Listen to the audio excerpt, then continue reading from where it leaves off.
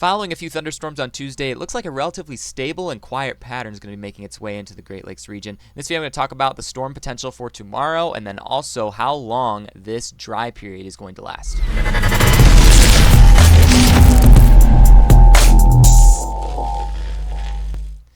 Hello everybody, the time is 10:17 p.m. and it is August 28th. Welcome to another update of Great Lakes weather. Hopefully everybody's doing well. Last week was quite the outbreak in terms of severe weather. We had 7 tornadoes confirmed across Michigan. A lot of damage that occurred. Also still some power outages that are still out there as a result of these storms that went through. This is actually not from those storms, but we did catch some pretty close-up lightning. Rather dangerous chase during last week. It looks like chasing is going to begin to wind down over the next couple of weeks. It doesn't really look like there's going to be too much going on, except tomorrow there's the potential for some thunderstorms. That potential, though, is very low. So let's look at that right now, okay? So you can notice that there is a thunderstorm risk area for Michigan, Indiana, and Ohio present. Now, again, they have mentioned the potential for a few damaging wind gusts within parts of Michigan associated with this cold front that's moving through. The problem is the moisture content in the atmosphere is going to be low. Okay, there's not really going to be that much moisture. There's going to be a little bit of wind shear, and there's going to be enough to foster some thunderstorm development, but it doesn't really look like the moisture content is going to be enough to really make those thunderstorms larger and more robust. So it's really going to be a general thunderstorm threat, maybe an isolated severe gust here and there with the storms that move through. But you can see that slight risk and marginal risk area down in Florida. Florida is going to be facing quite a bit over the next week with Tropical Storm Idalia that's likely going to become a hurricane. Probably is a hurricane at this point, but could become a strong hurricane. Not sure about a major hurricane just yet, but it looks like it's going to hit. The target area was going to be portions of the Panhandle, but since then that has changed. It looks like it might be making a shift farther to the south towards Tampa. So Florida is definitely going to want to get ready for that tropical storm that's moving through. That's not going to influence the weather in the Great Lakes region anywhere at all. Now, what I think is going to happen, you notice that the air is quite cool right now. Air temperature right now is actually 62 degrees, which is really nice. Got my fan going in the window rather than the air conditioner. So nice weather for now. It looks like it's going to start warming up soon. I'm going to talk about that right now. So here's the height anomaly in the atmosphere. Okay, the GFS showing that the pressure changes in different parts of the atmosphere. You may notice that we are kind of in a broadened trough kind of in this area. And you notice, interestingly enough, there's a hurricane sitting out here that's going to be moving off out into the ocean. And then there's a tropical storm down towards the Yucatan Peninsula in Mexico that's going to be making its way up into the southern tip of the continental United States.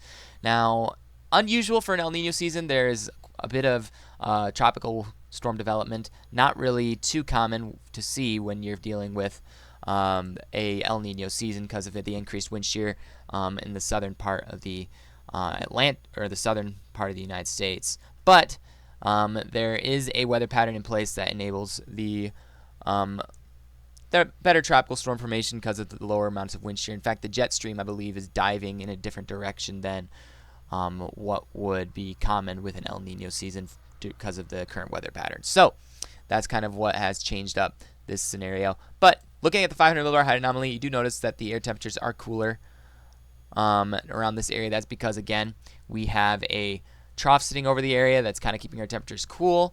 You got sinking air in this region, so that's making it sort of a more pleasant scenario for cooler weather. And that looks like it's going to sit around for a few days, okay, as we get into Tuesday. Notice that there's a trough that starts to get a little bit deeper and dive down into Michigan. That is our potential for thunderstorms tomorrow.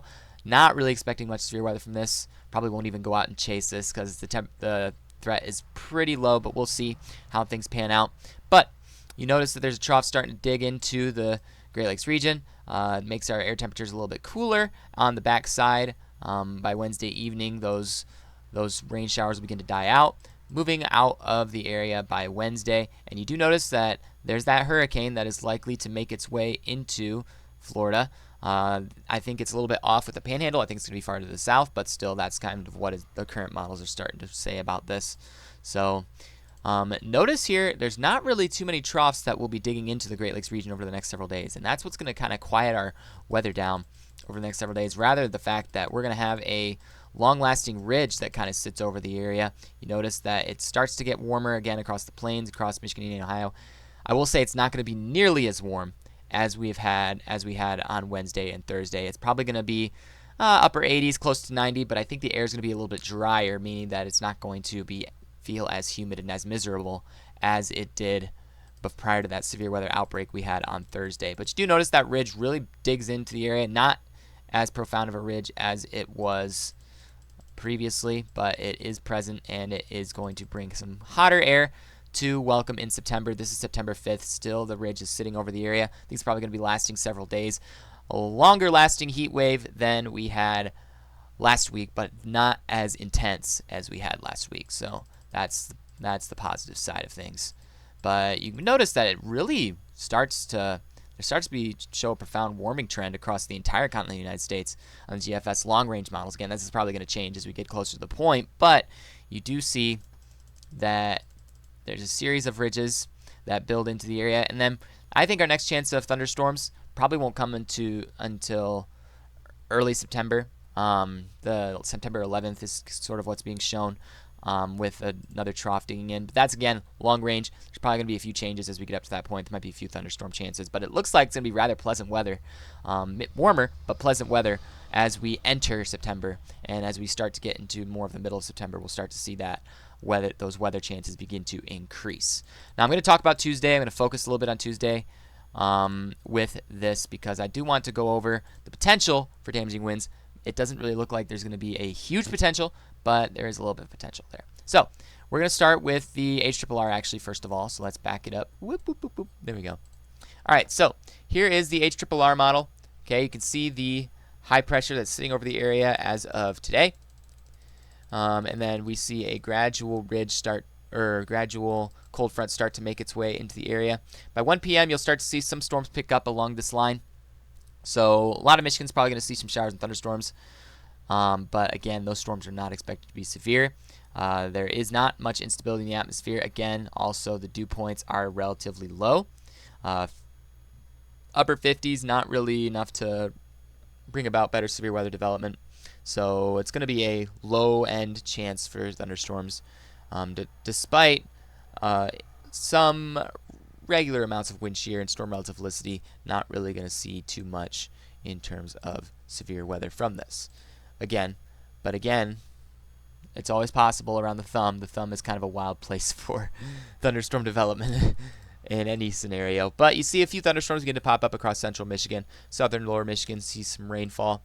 That'll begin to dissipate and move out of the area by the nightfall. Not really going to see too much redevelopment after that. And then I think we're going to be entering a pretty quiet trend of weather over the next couple of weeks. So that's going to be rather pleasant for everybody after that severe weather outbreak we had last week. But NAM, also convective allowing model, really showing a bit more development. Again, that's normal for the NAM. But you do see development of showers and thunderstorms that align closer to the thumb region. And if you get a sounding, it's showing that marginal severe potential, and it's showing more instability. So the NAM is showing a bit more instability values of up to 2,000 actually in some spots.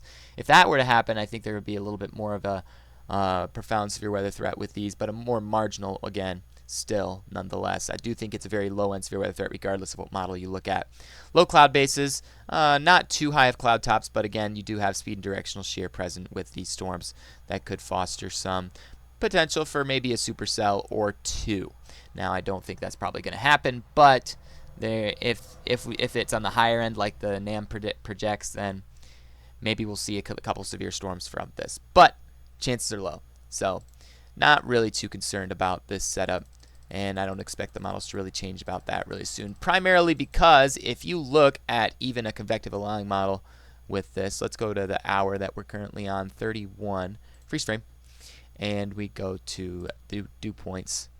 Dew points. Now, interestingly enough, the NAM is depicting the dew points to be in the 60s, but looking at the air in front of it, the air is pretty dry. Okay, that dry air is really going to kind of hamper our severe weather threat. If our dew points were in the 70s, I'd be a little bit more concerned about this threat, but it doesn't really look like that's going to be the case. Looks like the air is going to be dry, and if you compare that to the HRRR models as well, air is even drier predicted on the HRRR, and I think that's probably going to be the case. And look at the dew points, even down in Ohio. Dew points are getting down as low as the 30s. That's pretty cool. You can see signs of fall starting to make its way into the region. So yeah, not really expecting too much in terms of severe weather from this setup. So that's the general update. Probably for the next week. Probably won't be able to provide updates for the next week. It's going to be too quiet and not really too much going on. So make sure to subscribe to stay updated. Thanks so much for watching. And I'm going to continue to provide updates. Thank you for 1,000. We hit the big 1K subscribers, and hopefully that continues. And yeah, I appreciate your guys' support, and I will be here. I love what I do. I love doing this kind of stuff. So it's a good chance to share it with you all. So thanks for watching, and I'll see you all later.